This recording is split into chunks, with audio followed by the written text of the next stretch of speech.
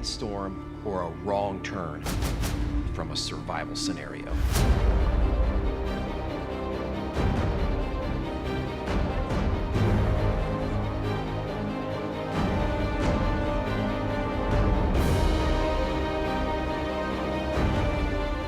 My name's Stewart, and I teach people how to survive as if my life depends on it. I was definitely a Boy Scout, longtime Boy Scout, Eagle Scout. I attribute much of what I know about the woods and how I love the woods to my experience in Boy Scouts. At its core, scouting uses the outdoors to teach character, to teach values, and I love the idea of using the outdoors to bring about positive personal change. And that's the same thing we do in my new show, SOS, How to Survive. The Weather Channel is all about giving people good information on how to make it through weather events, and that is at the core of what survival is. SOS How to Survive is taking real-life stories that happen to real people, and there are real teaching moments in these stories. We find those, and we deliver that.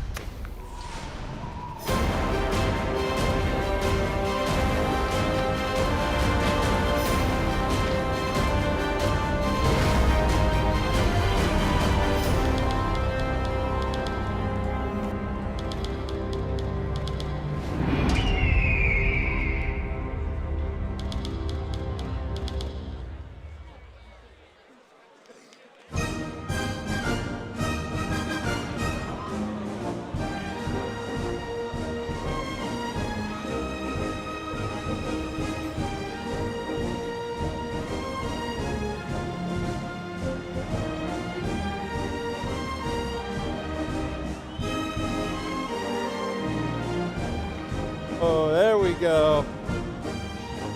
There we go. Everybody give a round of applause to Connor for taking care of my trusty steed, Roxy. Thank you, Connor. Scouters, how we doing tonight? Guys, my name is Stewart. I am a Boy Scout, an Eagle Scout, and a wilderness survival instructor. I teach tens of thousands of people how to survive in the outdoors. Through hands-on courses, through books that I write, and through TV shows like you just saw. But at the end of the day, the best way for me to describe to you what I do for a living is I am a wilderness survival merit badge counselor on steroids.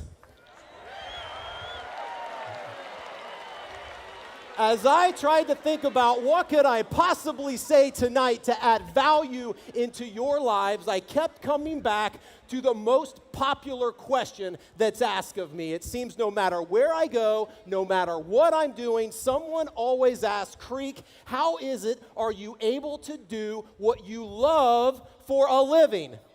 And I got to admit, I have a pretty cool job, and I am blessed far beyond what I deserve. So I thought tonight I would answer that question for you by telling you my scouting story, but I will also give you my best 6 tips for doing what you love for a living, because each of you are about to embark on your next great adventure to decide on how you will spend the bulk of the days over the course of the bulk of your life in the career path that you choose.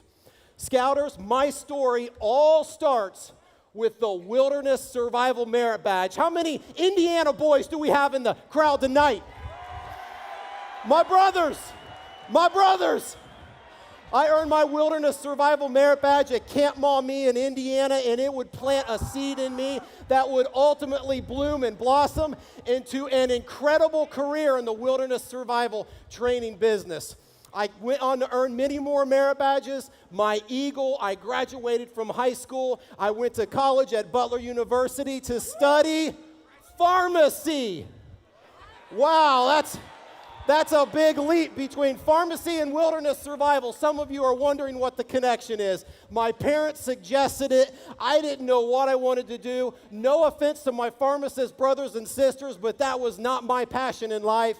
I just went with it until I figured out what it was I wanted to do. And that was one morning when I had a very unlikely visit from the most annoying crow in the world. Guys, I need your help. Give me your most annoying crow noises.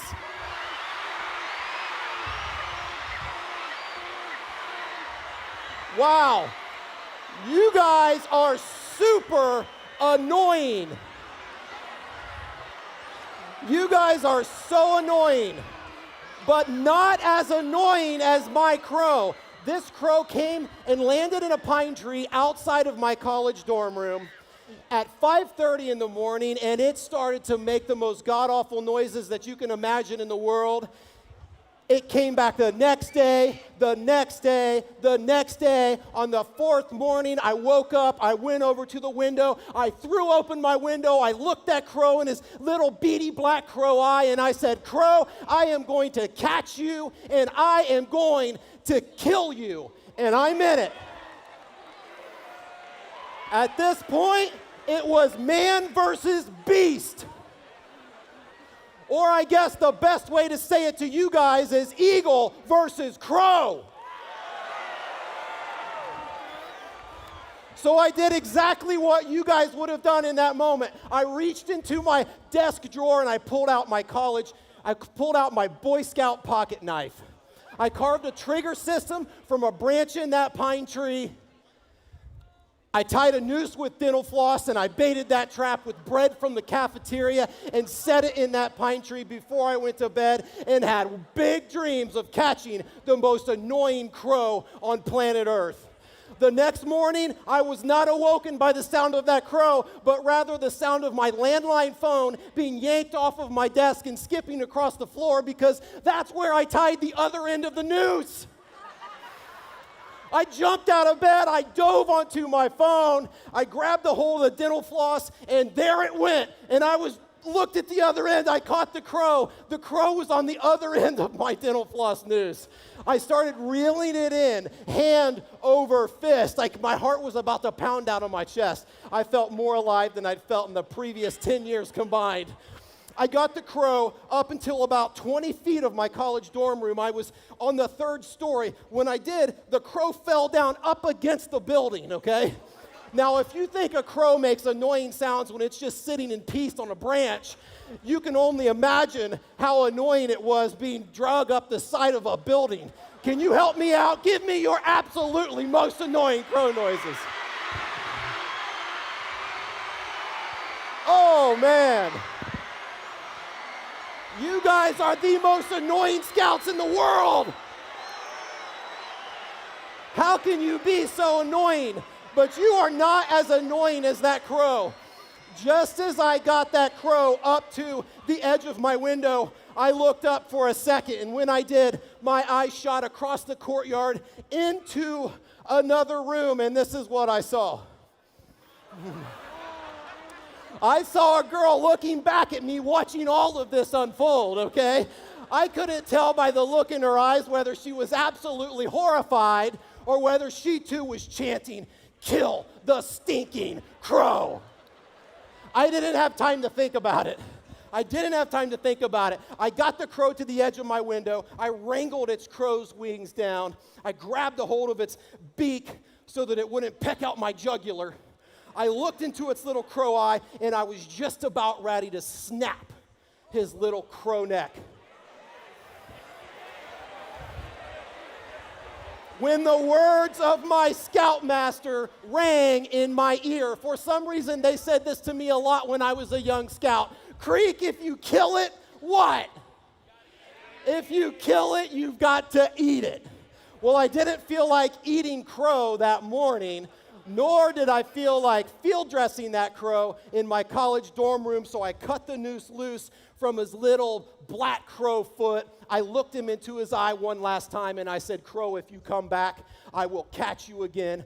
I will kill you this time, and I will thoroughly enjoy you for dinner." And I meant it. Guys, that crow story awoke something in me that was dead asleep since I had earned my wilderness survival merit badge. Fellas, I didn't know exactly how I wanted to do what I wanted to do in life, but I called my parents. I said, Mom, Dad, I don't want to be a pharmacist anymore. Instead, I kind of want to be like Rambo and teach wilderness survival skills in the woods and stuff. Boy, that was an awkward conversation. Guys, my parents are here somewhere. Can you guys give them a round of applause for actually encouraging a crazy dream in a young eagle?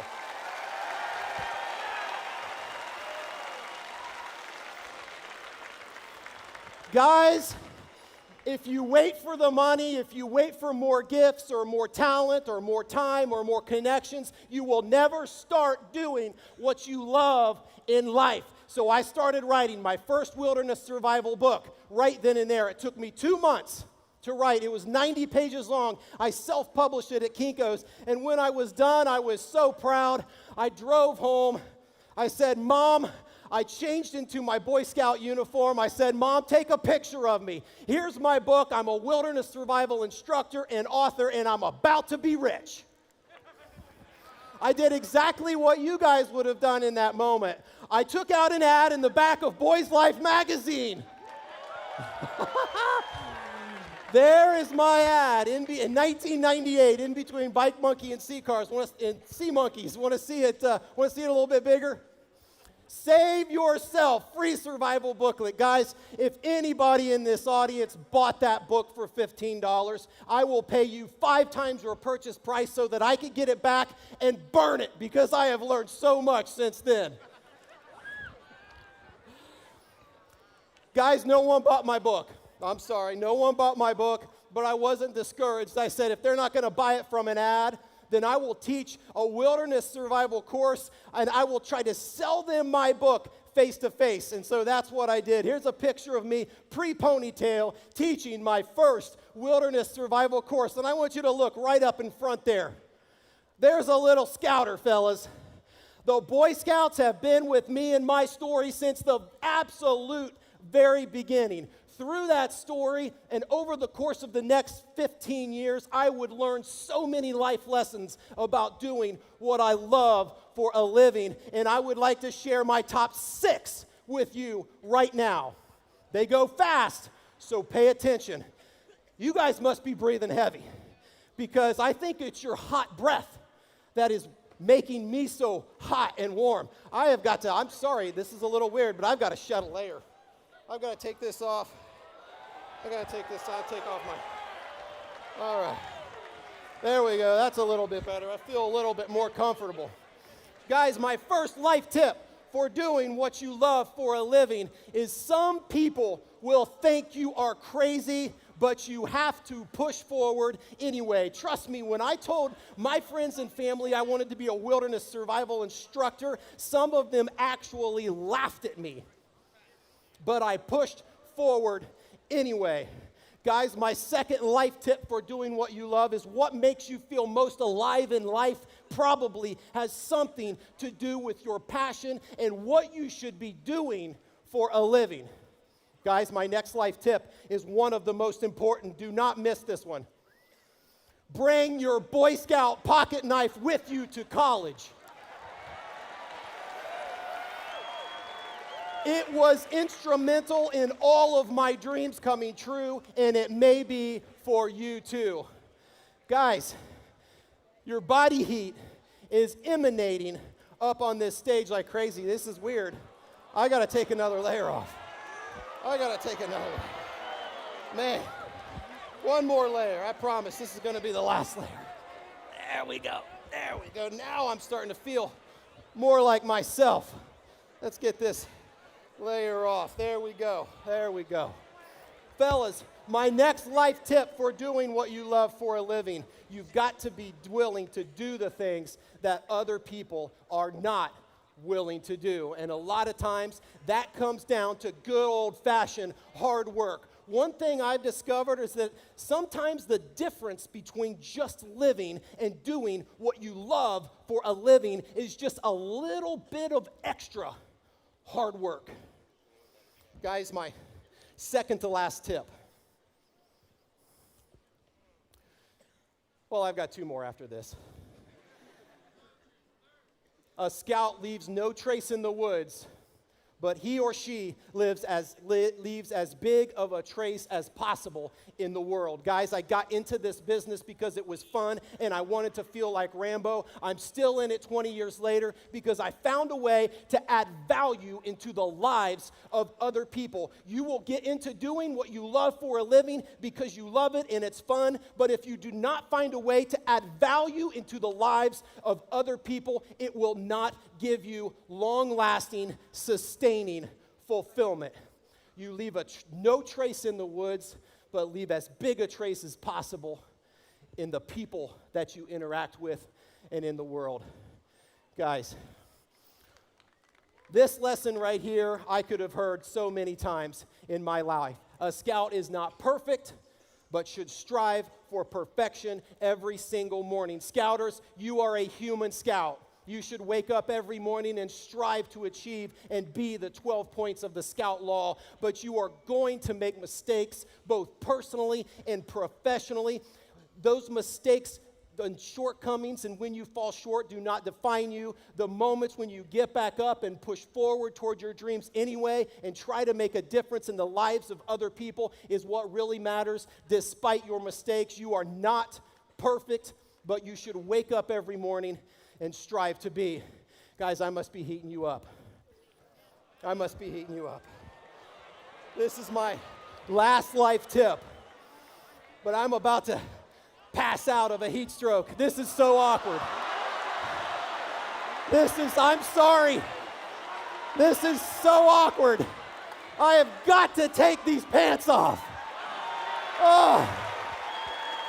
Fellas, now I feel like myself for the first time since I've been on stage. Guys, my last and most important tip for doing what you love is never forget your roots in scouting. At the beginning of this speech, I told you I was going to answer my most popular question. Creek, how is it that you're able to do what you love for a living? And I've spent the past 15 minutes giving you the really long answer. The fact of the matter is each and every one of you know the answer to this question. Everything I know about doing what I love for a living, I learned in the Boy Scouts.